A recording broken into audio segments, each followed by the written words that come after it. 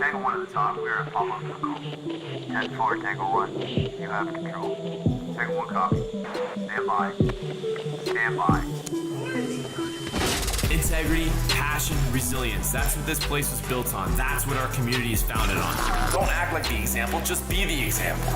This is the home of the greatest fitness community in the world.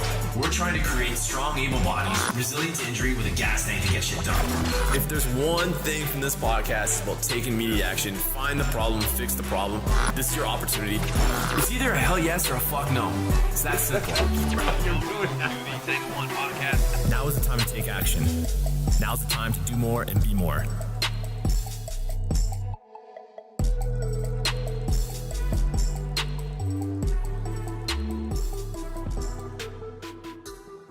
Is it on quiet? Is it on silent? Yeah, it's on vibrate. I'll Put it on silent. Mike, you're co-host. I need you to be fucking on the ball here. I'm on the ball, so just turn it off. Yeah, turn it off. But you can also take your seat since we're recording, whatever. Oh, are we? Ebony. So back on the teachers can't swear because somebody's gonna listen.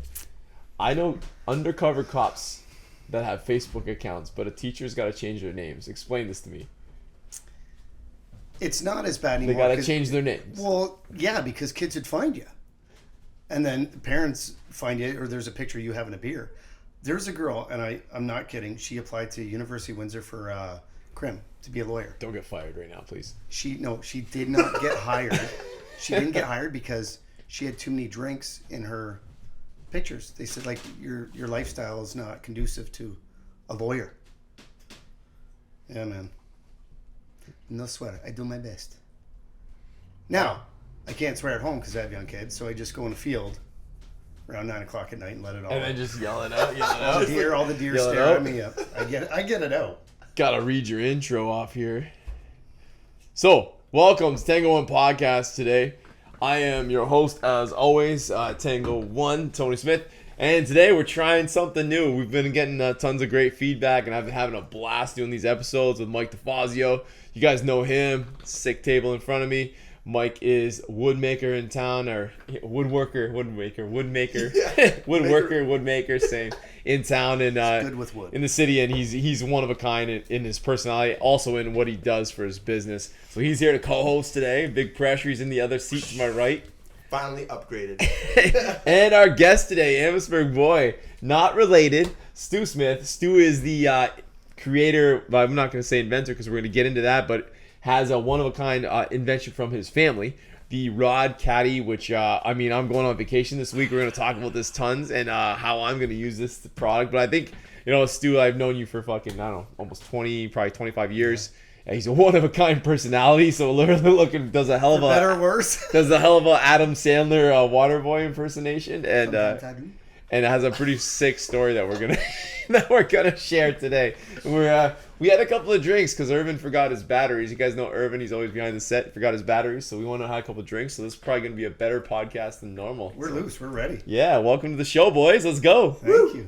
So Stu, man, let's hear about it. So you have this product right in front of us, and it's honestly, like they always say, like to sell something, you need to find a problem and fix it, right? And for me, personally, as I go to pack my truck on Sunday to go to the cottage with two little boys, we all have fishing rods. I hate it. I hate pushing these rods I also hate when we get to the cottage and we have 10 little boys and 5 dads who may or may not have been drinking, that we leave all these rods just leaning up, and there's like nowhere good to put them. Like, so Or you've solved the problem. you go to take them out of the truck, and it's the mess, right? The tangle. Yeah, how does that happen? They didn't even move. And before the Rod Caddy, like you'd put them in as gently as you could. You could wrap them. You could put like a sleeping bag around these things to try and keep them all separate, and they find a way to tangle. And really, that's how all this came to be. I mean, it's a long story, but Well, that's what we're here for. I can start at the beginning if you want. That's what we're here for. Like, man, how did it come about? So this all starts with my dad, Dave Smith. You had to know my dad. He was like a consummate tinkerer, consummate inventor. If he didn't like something, he would work on something to solve it. Like as simple as this. There was a guy in the neighborhood that was getting in his garage and he was drinking his beer. And my dad was getting ticked. Getting into your dad's garage. My dad's garage and drinking his beer. So you These can are imagine. Amherstburg problems. Oh, Doolittle Road no, problems. this is LaSalle, actually. This is LaSalle. LaSalle, Ontario. I was break and enter problems. So this guy was going and drinking his beers. And so my dad would have to go and lock the door every time. Well, he got tired of locking the door and having to have the key. So one day I go over, and his famous line was, "Hey, you got 5 minutes?" Like, that means 25 to an hour. Like, my dad would always say that. So I go over, and there's this thermostat, like, on the side of the garage, shows the temperature. He's like, "How do you think I can get in right now? Is it locked?" Go check the door. I'm like, "No, it's locked." I say, "Watch this." He pulls, the thermostat's hinged, pulls it like this, and it's on a pulley system, and it unlocks the door and opens it. Nice. Like, this is the kind of guy he was. I'm like, "Dad, what?" Like, another day I go over, and he's got, you know, the pink insulation that you can cut, like the hard insulation, the bat stuff, or not the bat, the foam. The hard foam, yeah. Phone. So he's got a painter's tray, and it's spray painted black, and it's taped up with tuck tape all around this thing, and he's got like a saran wrap on the front, and he's shooting it with a laser, with the thermometer. And I walk up, I'm like, what's going on today, Dad? He's a beauty. He's like, "Well, I notice if the heat comes in the bottom, it's almost 4 times as hot at the top. And so I put baffles in to slow the heat down, the airways, so that the heat would get hotter." I'm like, so what are you going to do with this? "Well, I don't know. I just think that's cool. It's free. I just got free heat." Like, this is a guy, okay, so a little backstory, what we're dealing with. So one day we're at my sister and brother-in-law's, and he says, "Hey, you got 5 minutes?" "Of course, Dad, I got 5 minutes, yeah." I got an hour, sure. Yeah. So he comes over and he's got a fishing rod broken down in 2, which we normally wouldn't do. I guess sometimes on vacation we wouldn't. We'd Velcro the straps. And, or use Velcro straps to, like, kind of put them together.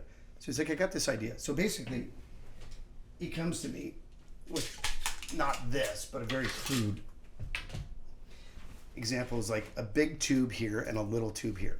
And there was no strap in between. And he says, "If I break down my rod like this and I put one tube here,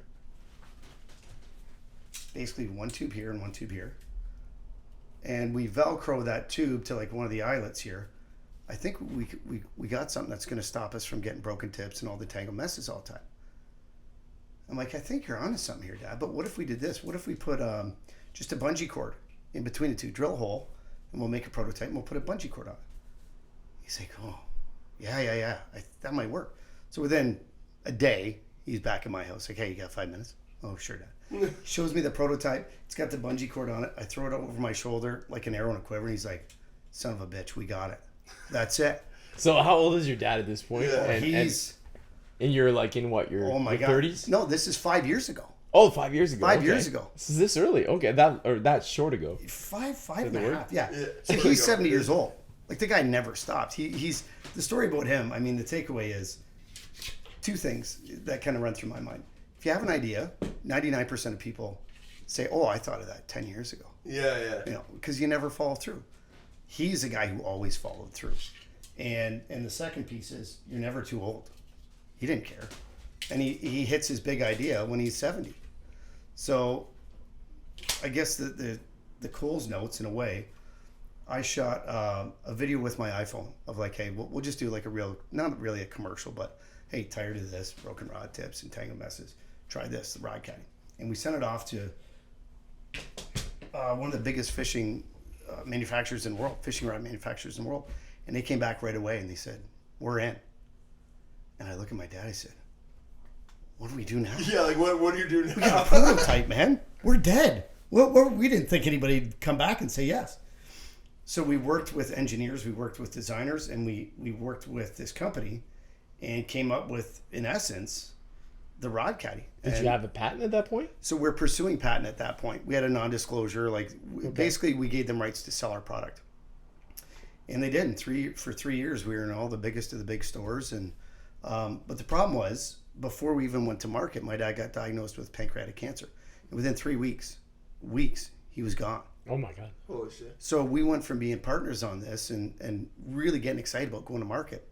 So he ends up passing. I was a partner. I'm like, well, I got to take this on. I got to take it over. I believe in it. But you can imagine young kids at home and teaching. Like, my wife wasn't thrilled, but she's so supportive. Like, she's awesome. So I basically take over, and the guy that we're dealing with at the company leaves the industry. And right away, I got a bit of a cold shoulder from the other people. Like, first of all, I didn't know who my point person was to talk to. This guy was awesome. We developed it with him from the ground up, in essence, like from our prototype to this. So for 3 years, I kind of battled. We butted heads. They were a great company, and we sold tens of thousands of them. But I always wanted to push the envelope a bit. That's my personality. Like, let's get creative. Let's have fun. Let's take the business serious, but let's have a lot of fun while we're doing it. And they wanted, no, we want our branding this way. Don't mess with our branding. Don't mess with our branding. So at the end of 3 years, I couldn't wait. And I said, okay, I'm pulling the plug. I'm going to do it my way. I got to sit on this for a little bit and think about it. And I was teetering of like, do I give it up because I got teaching? It's a lot, and young kids at home. But Gina, my wife, says, you've always talked about Dragon's Den. What do you think? I'm like, no. That's the last thing in the universe I want to do. She says, really? It's kind of a last good shot. Then you can go out. If you decide you don't want to do it because it's too much to do on your own, then you can sleep at night. And I'm like, all right, I'll apply. Whatever. I apply. A few months go by. You don't hear anything. I'm starting to sleep better. Like, all right. I don't think anybody's going to call me back. As I'm putting this thing to bed, we're good. And this might be the easiest interview. You guys don't even have to talk. Apparently, I just verbal diarrhea. I'm listening Verbal to the diarrhea. story, yeah. I told you it's a long one. Fair. So I applied to Dragon's Den, and then 4 or 5 months later, I get an email like, "Hey, Stu, we got your application. Would you be up for an audition?" I'm like, my hands are sweating just thinking about it. Yeah, sure. And then audition 1 goes, and then audition 2. Hey, we want to do a second audition with you. So you'd have to come And where up are with these auditions? on a computer. Like Zoom? Yeah, Zoom. Okay. I'm at home. So I got a 90-second elevator pitch, which is 90 seconds to sell that product and basically explain what it is. So I got that down. I've got it all memorized, and then it kind of opens up a bit, and she gives pointers, and she was amazing to deal with. So in the second interview or like audition, she says, I have 2 questions. I forget what the first one was. And the second, how would your dad feel knowing that you're going on Dragon's Den? I'm like, well, he'd be, what? I'm going? She's like, you're on the show. Oh my God. What did I do? It's one of these. Hey, like, I was terrified, man. And I've been skydiving 4 times. Like, I'm used to risk. And then I end up going on the show, and the doors open up on the show. If you've ever watched, like I used to watch it all the time. Doors. And I remember saying to the guy, I was so nervous, I felt like I was going to pass out. Like, I'm just standing. And the director goes, okay, 5, 4, 3, hold. Like, 3, 2, hold. And there's a guy standing there. I said, hey, you probably get asked this all the time, but those doors open up automatically? Like, do I have to push it open? He goes, yeah, they open. So you probably get that a lot, eh? No, you're the first one. You're on. That's a question I would have asked. Yeah. I was starting to laugh. Yeah. I go out, and then I got my 90-second spiel. But I remember the lighting. There wasn't a single shadow. It was heavenly. Like, I just got a glimpse as I was walking out. It was overwhelming. It was the most beautiful set. I've never done TV before, you know. Yeah. And it was a beautiful set, and it was terrifying, but it led us to all these really cool places. And just even the growth from that show and the exposure from that show was insane, right? So I came back and I didn't get a deal. They beat me up good on national TV. So let's talk about that. What happened up there? Like, what would you change? What would you do different? What would you learn? Or is that exactly how you wanted it to be? Yeah, exactly, right? Because it is your product, right? That's Those the thing are 2 too. awesome questions. Good, awesome. Because initially I would Why have you're been here, like, Mike? Fucking right. I would have said, what did I do wrong, right? Like, I would have thought, oh, what could I do better? I don't think I was super prepared. They edited it, so it was like kind of a nice guy from Amherstburg. And I'm okay with that. Well, the music's that's like, kinda true. doo-dee-doo-dee-doo. As I'm walking out, as they edit, I'm like, they're going to make me look like the dumb guy. No. That's kind of true. You are a nice guy from Amsterdam. You one time went behind the bar at Shooters and made me a whole batch of chicken wings. See? I'm a good guy. You Like, are a good probably guy poured from you a beer or 2. You might have. So That's a whole other story. But yeah, that's another podcast. Yeah, I've got lots of questions. I got a reason to come back. You can't just give it all away. So, what could I have done better? I was super prepared. I knew my numbers inside and out. I knew I did research on all the dragons. I don't think I could have done more, to be honest. And like teaching, this is going to sound cheesy, but on the drive home, like, hey, what went well today? What could I have done better? Whatever. And it really, I was doing that from Dragon's Den, huge. And at one point in the show, so this is where, like, kind of, Mike, what you're saying, like, where it led us. At one point in the show, they said, so will you quit teaching to do this? And I laughed. I'm like, I didn't say that. And then they all laughed. We all laughed. And the show took a turn. I'm a fan. So I know right away, okay, the wheels, everybody's like, and then I say that, and I could see, like, you know, books being closed, like, no deal. And so I just spoke my truth. They spoke their truth and went away. And I really took what they said, their advice, seriously, because these guys are all business pros. And I didn't want to be the guy who's like, I'm defending a loser of a product. No, I know it's a winner, and I'll just be gracious and say, like, because you've seen it on the show where they get combative and defensive, and like Gordon Ramsay goes in to rescue somebody, right? And they're like, oh, we got the best thing in the world. Well, then why'd you call me in? Right? Mm-hmm. Be open to advice. So that was the big one. Once they said I wouldn't quit my teaching job, because like, you want me, a dragon, to work for you? Like, yeah, I need some daytime hustle here. Let's go. Let's go. And so anyways, I come home. did you say that? Well, yeah, I said, I need daytime hustle. Come on, we'll partner up. You like money? I got a winter product here. And anyways, so it was a total adrenaline dump, right? Like, I come back and I didn't sleep the night before. I was exhausted. I see my family. We're all in Toronto. Go for dinner. Some tears just spontaneously come out of my face. I think the relief, right? Like the stress. It was months of buildup. So I come home and I can't tell anybody. I obviously told Gina, like, hey, this is the way it went, but we can't tell anybody. Signed an NDA and all this stuff. So we're watching the show at my house with my family, which was surreal to see yourself on TV. Yeah. And like, at one point, I'm on the show and they're all talking to me and like asking questions kind of at the same time. I'm just doing one of these. And I forgot it was on the show. I felt like I was on the couch watching it. And you're like, Stuart, over here. I'm like, oh my God. Oh yeah. Stuart. Yeah, and the full name. Like, oh. The So burn. now I'm watching the flip side, right? How they edit it and all this. And I was just terrified how they were going to piece it together. But they did a pretty good job. It was pretty honest. And at the end of all this, a good buddy of mine and ours, Kyle, says, hey, I was hoping that it turned out the way it did. I'm like, oh, you're a good friend. Thanks. I appreciate that. He says, no, I want to be your next dragon. I'm like, what? He says, me and two other partners, one's a serial entrepreneur and the other guy's like super analytical. They all bring different things to the table. We want to partner with you. So the crazy part of this story is I went on national TV looking for a dragon, and it was my dad's neighbor, Kyle, who I got to know because of my dad. Full circle again. And so now the four of us are involved in this, and we're gloves off, man. We're having a ball. That's a sick. I love that story. Like, well, one, you guys have probably heard Kyle on this podcast before, and he's a friend of Mike and I's, and not just a friend. He's like, you have a business relationship with him. Mm-hmm. I have a very much a business relationship with him, and so do you, which is hilarious. Kyle gets around, eh? Yeah, Kyle gets around. He dragons a few people. But I love like your question, because that's like that's a question of a successful person, a confident man too. Like, or what did you do right? Like, just because they didn't like it didn't mean you didn't do something right. Yeah. And you did, apparently, because like you gave it your all for those guys, but like you said, it's had exposure on the TV that everybody else got to see you too.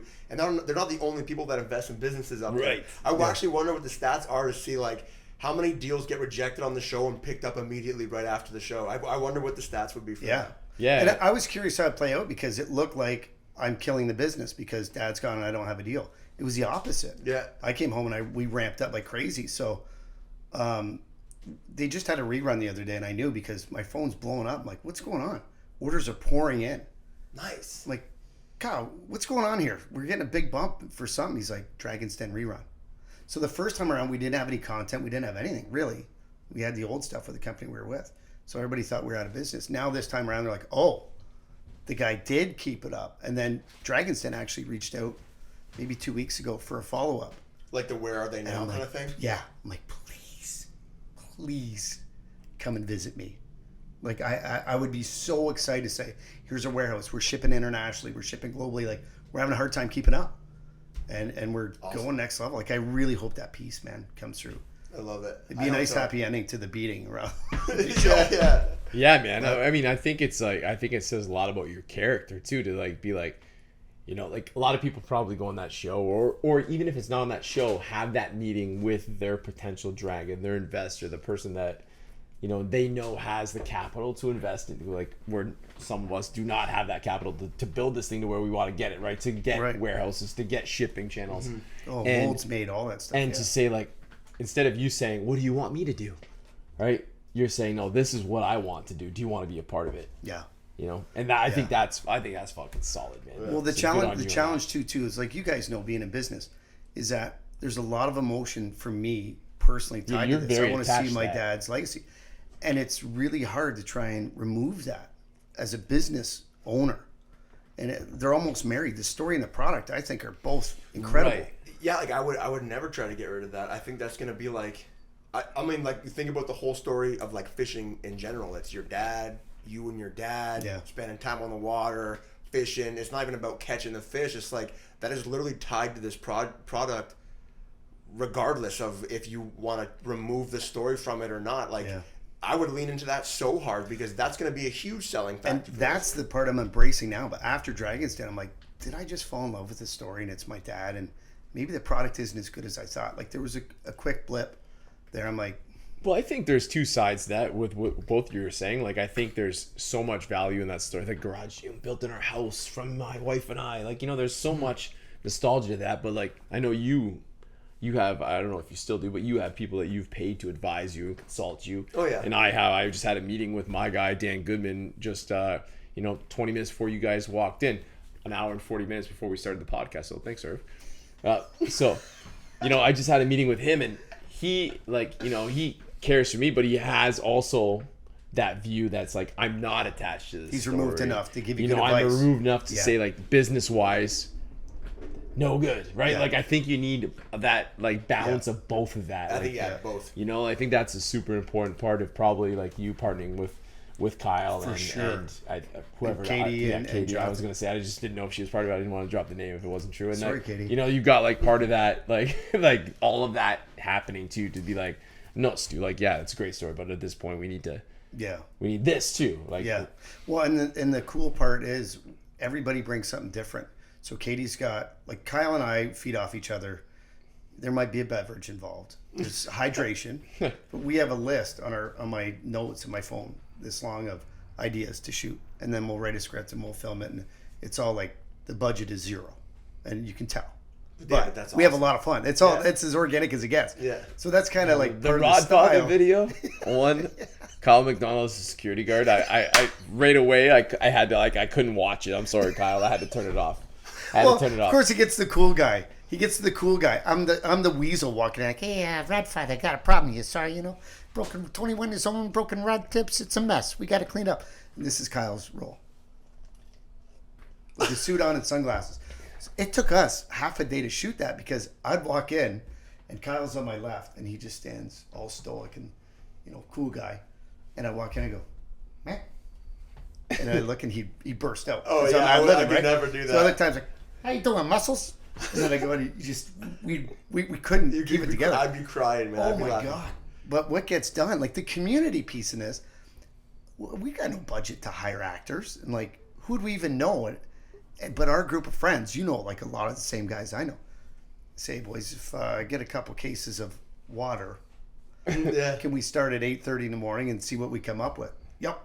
I'd have all the scripts written out, like the most underqualified director, writer, whatever. I watched the one with Ballas on the fishing deck, and you guys keep hitting them with the microphone. You keep of course, implying something different. You're tapping them on the lips with the microphone button. I'm like, oh my God, you guys! Like we're in tears. Or Brett Charlebois coming out, doing the Baywatch skit where he's running down rescuing a Rod Caddy with a blonde wig on.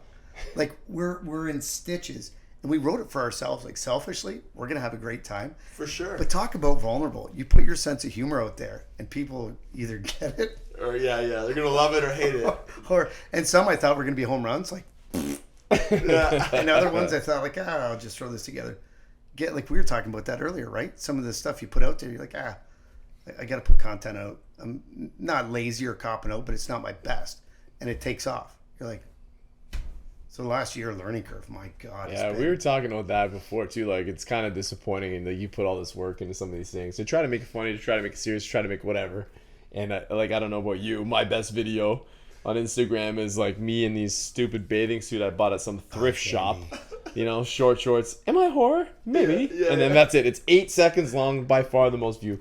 Corey, who does some of the best Instagram, Corey, who used to be on here, level 10. Level 10. He does some of the best Instagram content ever for value. And then the fucking guy, like, has this video of these horses that he pretends are talking in the barn. And this thing is he's still, like, is getting, like, it's, like, over, like, 1 million. Like, Sandro, too. Sandro, a guy who comes to our Kingsville jump, made this thing. The guys are jumping off boxes and onto the next one, and it's got the Super Mario music to it. This thing, the views are, like, flying, right? Like, it's, like... You know, like, it's not about really, like, sometimes about the information you're putting out. It's just about soul entertainment. And can you do it in 8 seconds or less? Yeah. Or, like, Or our 3 little seconds. attention span, right? Everyone's like, okay, you got to frame it this way. You got to have a hook, and then you got to really draw them in for retention, and then you have to have a call for action at the end. I'm like, In 3 seconds or less. yeah, in 3 seconds. seconds. How about I just go topless and let's see what happens? Oh, hey, One view. What about you? You got one of these things that's kind of hit? You do more videos than anybody I know. I don't know, cause like I most of my like energy just goes into my stories. Like it's effortless. Like it's like I talk to people about it all the time. I don't think anybody watches any of my stories, but everyone's like, I watched you say this and watched you say that. I'm like, I feel like no one watches. Are you them, kidding me? You do that thing where I don't know what you do. You like spin the camera and come back around. It's pretty sick. And every time my face, I'm in the morning or I'm taking a dump, and I'm like this. I'm like. And I just start smiling. Good Like, I go morning, from like everybody. just a, like stoic to like how I'm you know it smiling. works. I'm That's in how a you know good it works. mood. I'm in a good mood. I don't even care what you say That's after it. that. Some piece of walnut for sale, like whatever, right? Look at at this this beautiful point. walnut. Yeah, because in your industry, I'm sure everybody wants to play it straight, right? But if you take a different angle on that, like, hey, Oh, dude. let your personality Think shine. about I don't. My shop is so like full of jokes. Like we got jokes all the time. How can you even work in a wood shop and not be having wood jokes flying everywhere? They're constant. Oh, yeah. The wood Well, jokes. you guys are the perfect combination Yeah. because we got this All the guy puns, man. perfect Yeah. to protect my tip. We got wood. You know what's? Oh yeah, Rod Envy. Right, like you Oh, guys my are like God. the perfect like sexual innuendos. Oh, here, there's like, a million between with the two of you. it. My jokes. That's good. I hope my puns are just funny enough that HR doesn't call me.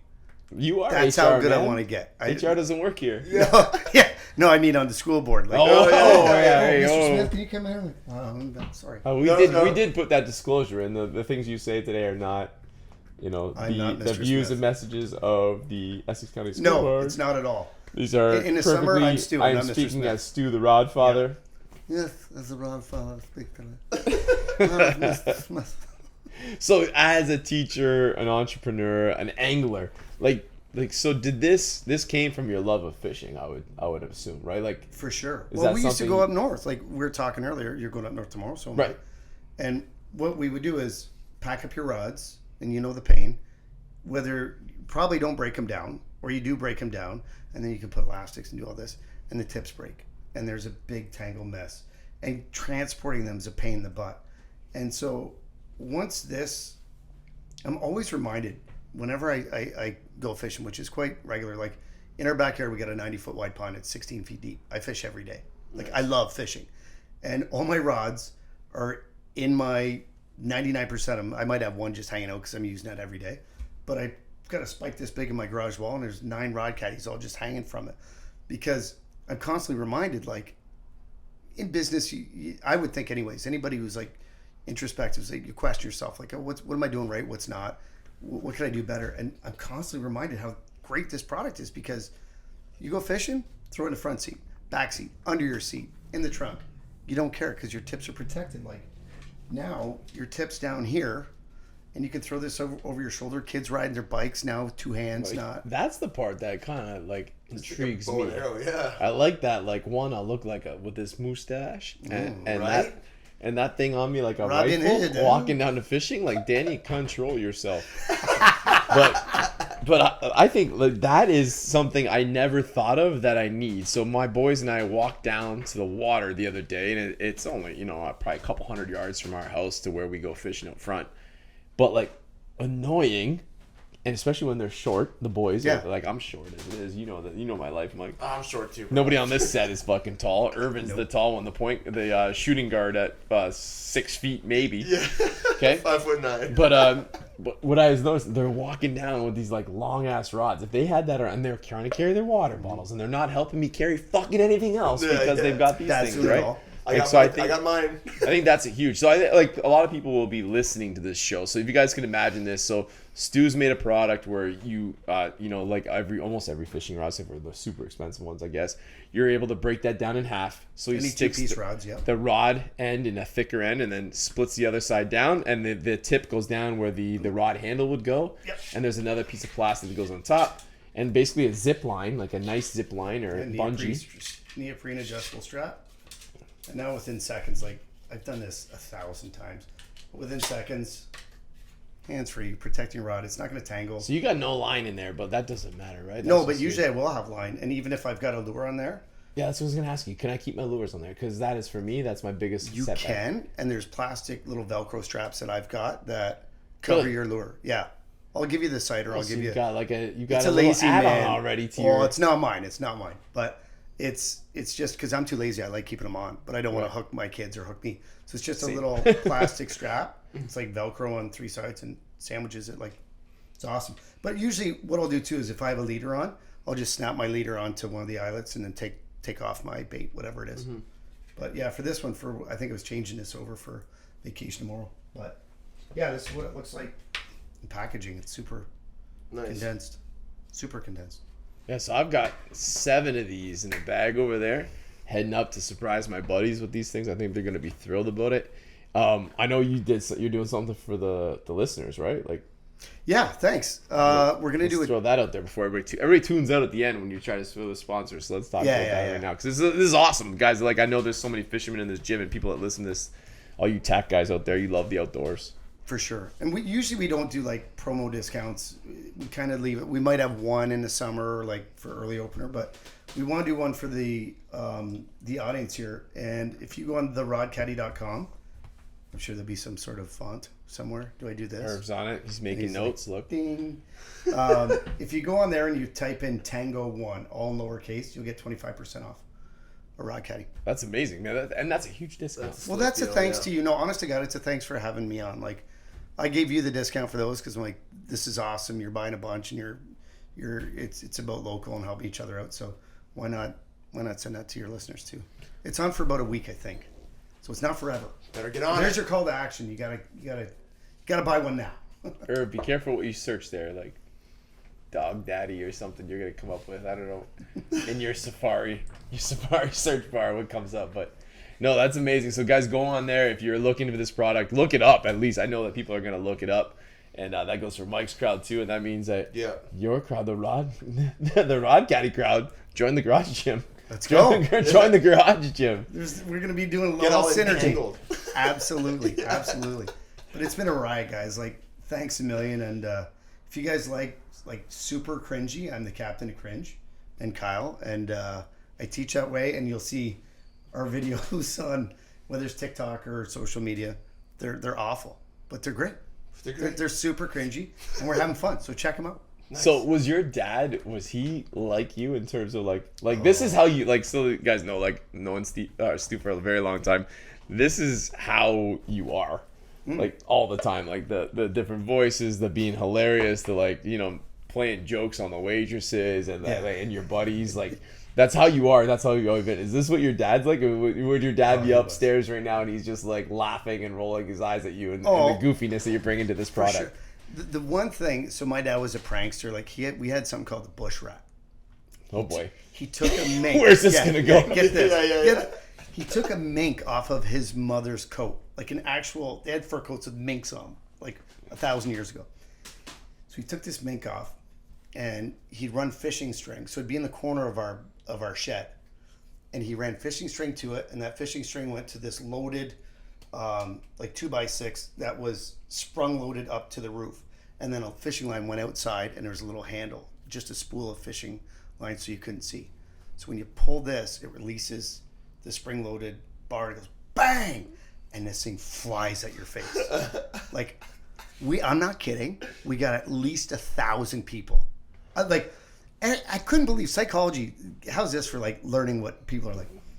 People come over and my dad, whatever, we're hanging out, and he says, we lived on 4 acres, like out in the bush, or 8 acres out in the bush.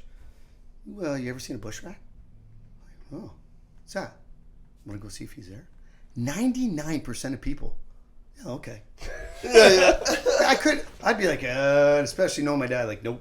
Hey, you got 5 minutes? I'm going to show you a bush rat. Yeah. So we go out there and we'd always have this big perfect stick, like planted, right? Hey, grab that. And it'd be at night, whatever, you'd have a flashlight, like, oh, he's here. Poke him. Give him a poke. Again, 99% of people would take a stick and poke an animal they've never seen. and as they're doing that, I'm reaching around for the string, right? And then bang, and you know what's coming. The glory of the bang scares the hell out of people, and then it flies out at your face, and the string is just long enough. I saw captains of football teams pushing their girlfriends out of the way, running, screaming like girls. There was one guy, we were in Kingston, we went up north, and he rigged it up in this guy's barn up north, and I kid you not. Nice. Pulls it, flies out. It came off the string, and the guy's in these. He's got these Adidas shorts. They're nice pony shorts. They're about this. Oh, the big. shorts. Yeah, shorts. And he turns around. He's got no shirt on. It breaks off, and you see him turn around like this, and it landed on his neck. He dropped like a pancake, and he's going. He thinks, there's 2 fangs that are just gonna bury it in his neck, and we're all hysterical. And after about 5 minutes, he's rolling around. And he finally gets his wits again. He's like, I thought you're all just rotten humans you're all laughing as I'm getting attacked by this animal. But he got Jehovah's Witnesses. He got my 96-year-old Jehovah's Nana. Witnesses. There's a woman who came. Jehovah's Witnesses came. I should say, sorry. People of a certain faith came to sell their faith. And he says, hey, you ever seen a bush rat? No, what is this bush rat you speak of? Goes out and he nails it. And at the end, I was there. They said, you're a sick human being. You're a sick man. And got in the car and left. And they never came back. So this was the kind of stuff.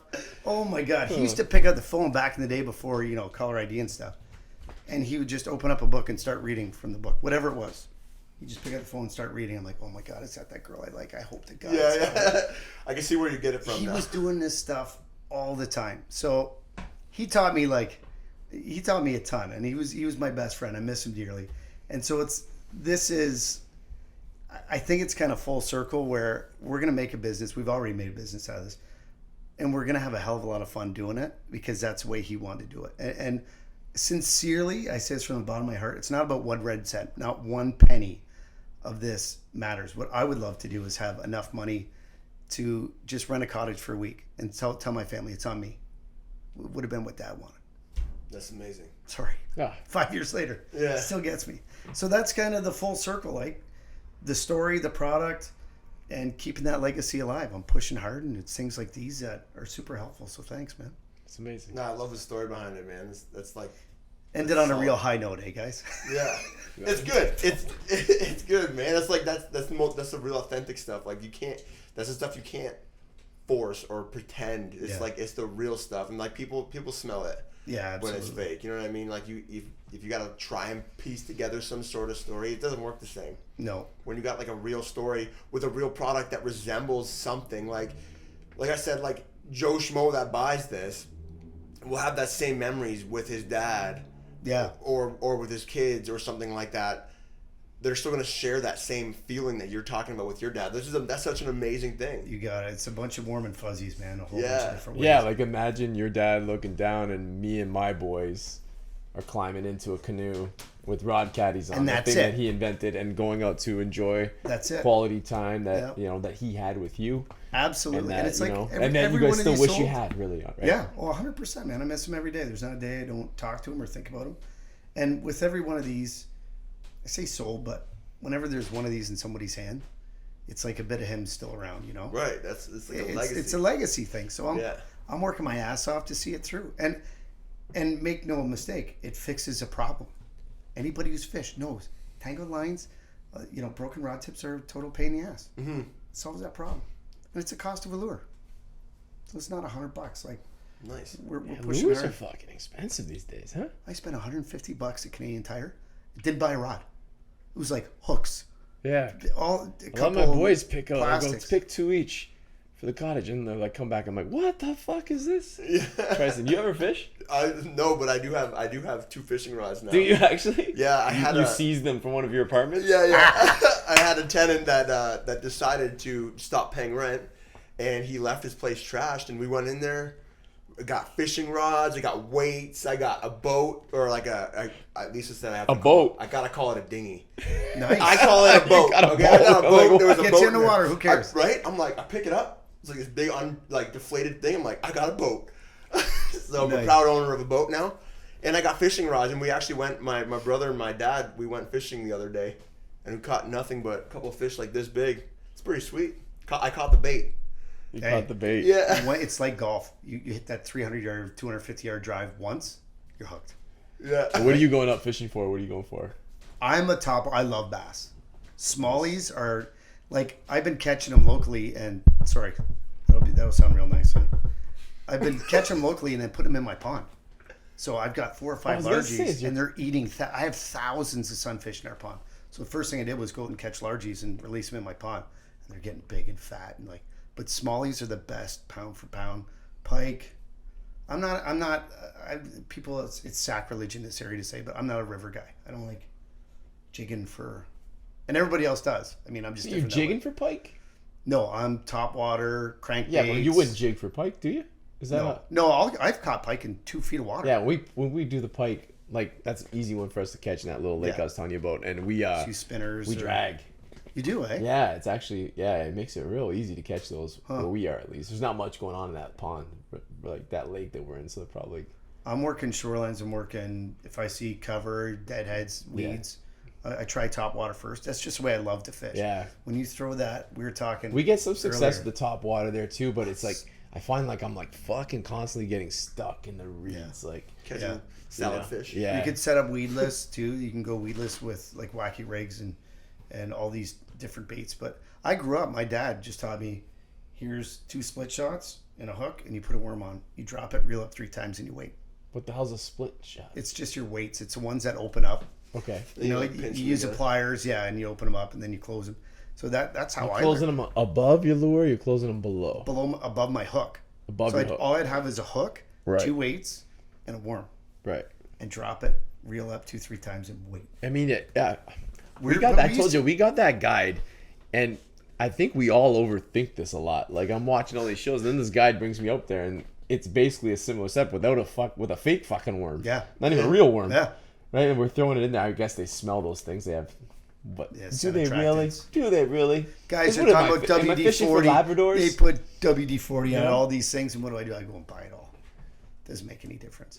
Hey, Gina, my wife, we're trolling. We were on. She was 8 months pregnant. We're up north, and we got in this hidden bay like we were talking about earlier. The water is usually it's so narrow. The water's so low you can't get in. Well, this year there was so much water we could get our boat in. So I put the prop all the way up. And we got in, and there's not a house. There's nothing on. The water's super black. It's not moving. It's awesome. It's almost eerie. It's so quiet. Big rock faces all around, so you're sheltered. First cast, 3-4 pound bass, monster. Bring them in. Gina's got a pike on, just a hook and a worm. Like we're drifting. She's catching pike on just a worm. So we go in there. They're biting. It's amazing. This huge storm comes in, and I look at Gina. I'm like, "You want to go?" She's like, "No." My wife, "No, they're biting." That's right, Villanova girl, man. Oh yeah, Billy girl. And again, she's back there teaching now, full circle. Oh really? Yeah. Oh, it's amazing. So she stays, and like, what are you gonna do if nature calls? Well, here's the side of the boat. Hang it over and take a leak right there. She's a trooper. So the rain is coming and pouring and pouring and pouring. We're fishing through this. We end up going back. It's starting to get dark. My sister is standing at the dock crying.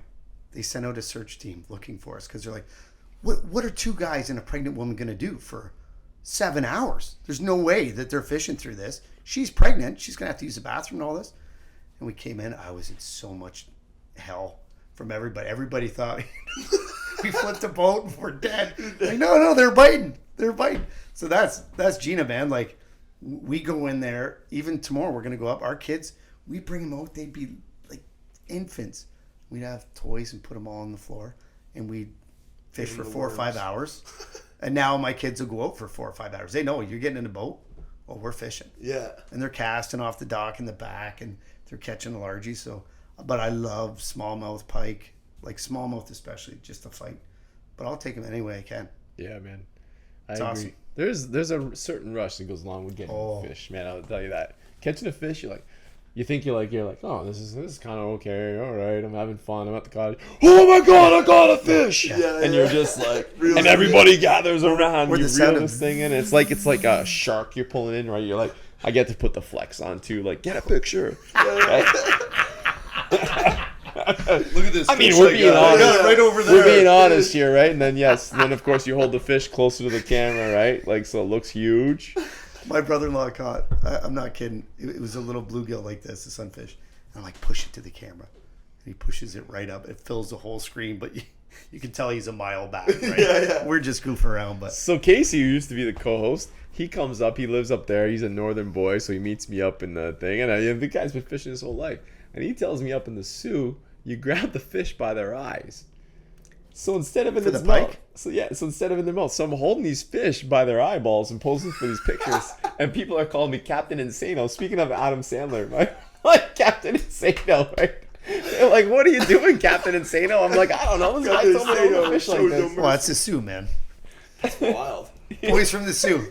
Well, they're like Windsor boys. They're a little different. Captain Amherstburg Insano. boys. We used to do that to the pike. We get some big pike in the boat, and you're little like, oh. It's a lot bigger when you get it in the boat, right? Yeah. It's at your feet. And I remember we if you just pinch your eyes a bit, they'd freeze. Or it's just animal abuse. I don't know.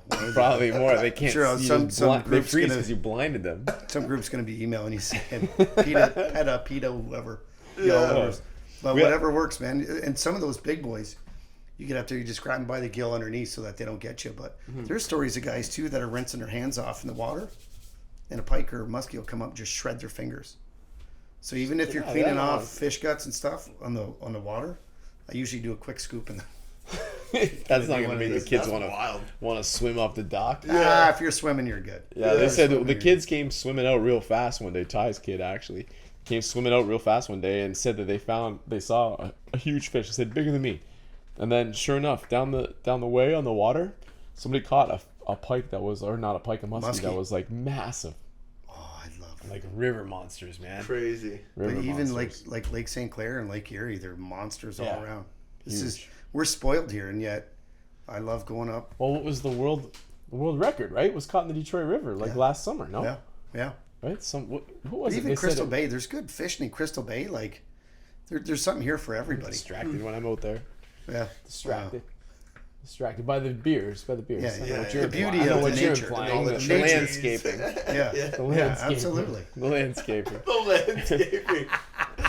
So I gotta take a minute here. We haven't had a podcast in a while. I gotta thank Murray Insurance for being a sponsor of the show since day one, and I gotta give them a shout out because last night a tornado hit Harrow, Kingsville. Kingsville's pretty messed up, and they were out there running around serving their clients like they always do. They had no power at their own house, their own business, and they're out there making sure that other people are okay, and they're gonna get set up and make sure that if anybody's ever had to make an insurance claim, one of the worst things is that initial like destruction you're looking at. But having somebody out there reassuring them that they're going to get everything they had back and more is something to be a shout out. So big shout out to Ian and Kara and their team. Look them up at Team Murray Insurance. And we have our other sponsors, HQ Nutrition, which I think Stu wants to do a challenge. We got a little HQ Nutrition pre-workout here. You guys know I love HQ Nutrition. Pre-workout's only every once in a while thing for me. I'm always hitting their test boost and their focus. But today we're going to do a little challenge with me and Mike in this pre-workout, something Stu's got set up. So let's hear it. What do we got? Okay. I was just getting volunteered. Oh, Irv's getting, look at Irv. He was like practically asleep back there. Now he jumped at it. All right. You guys are the guinea pigs. You're the first. All right. Not your first time. Here's for what him I'm to be thinking the about first. doing. Here's what I want to do. I want to support like local businesses and challenge different people at local businesses. And you guys, it's a natural because we're already here. So basically it goes like this. Hey, I know what makes a Rod Caddy great. Protects your tips. You can travel hands-free, tangle-free, blah, blah, blah, blah, blah. Now, what makes Garage Gym so good? So I want to give you the floor to tell me what makes your product or company so good. Garage Gym's product is our culture, man. It's our community, and it's our ability to get the most out of people no matter where you at in your fitness journey. Beautiful. See how I flipped the tables? This is nice. I All like right, that. there you go. Yeah, welcome to the show. I'm now the guest again. So what makes your business so great? So our shop, we focus on making the most unique and long-lasting, quality-made pieces for people's homes and businesses. Beautiful. There's no segue. That was just a shameful plug. Here's the challenge. What I want to do is this.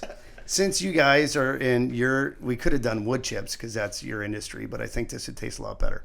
Oh, yeah. So if we're dealing with popcorn, we'll put popcorn in our mouth. If it's beer, at G&L, whatever. So with you guys, since you work out, I know protein's a big thing. So I want to do the fish face.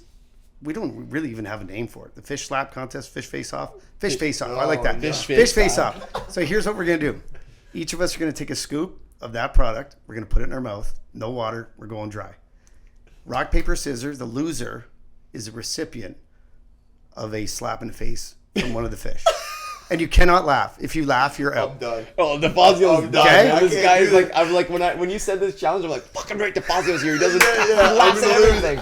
So I got to try really hard. you guys, I want to see you guys, since I'm the guest, you guys got to do it to each other first, man. All right. You guys are the staples All here. right. So it's one big scoop, rock, paper, scissor. Whoever loses. Now, I would ask you to be, like rated PG with the slap. We're not going like it's not like the Russian slaps, where you see on TV. Whoever goes last definitely has an advantage. So this has got to stay in our mouths, is what you're saying. I'm Okay. gonna laugh. I feel like I'm gonna laugh putting that. So what kind of fish is this that I'm holding? That is an Asian carp because Asian it was made in Asia. Asian carp. Irvin, I'm sorry. They're very invasive. Yes. Slapping you. Yeah, Irv, once a year the I Asian don't think I've ever carp. even done People are out fishing in front of my yard. Oh yeah. The Asian carp. dry pre-workout. I lived I've in never Korea even for 2 done years, this. man. Asians are my people. All right. That's not even a full scoop. What do you mean? Oh my god. I don't have a clean scooper. Do we for have a you. chaser Are you for all right? this? Is it, Yeah, yeah, yeah. chasers? We got caffeine and cold coffee here today. Good All right. plug. Okay, so here it goes. Once it goes in, I'm done talking. Once it goes so you're in, on the you're done. mic, Stu. Okay. Okay. Yep. All right, game time. Delicious. As it's clumping in your mouth. So it'll be it'll be on shoot, okay? It'll be rock, paper, scissors, shoot. And then we go. Are you ready? He's laughing already. You can't laugh. Ready? On shoot.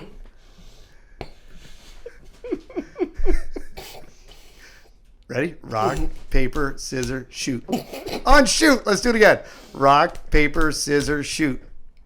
Rock, paper, scissors, shoot. All right. Winner, chicken dinner. Tony?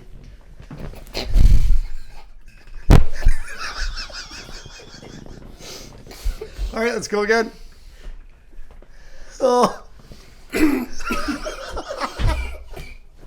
Paper, scissors, shoot. Scissors, shoot. All right.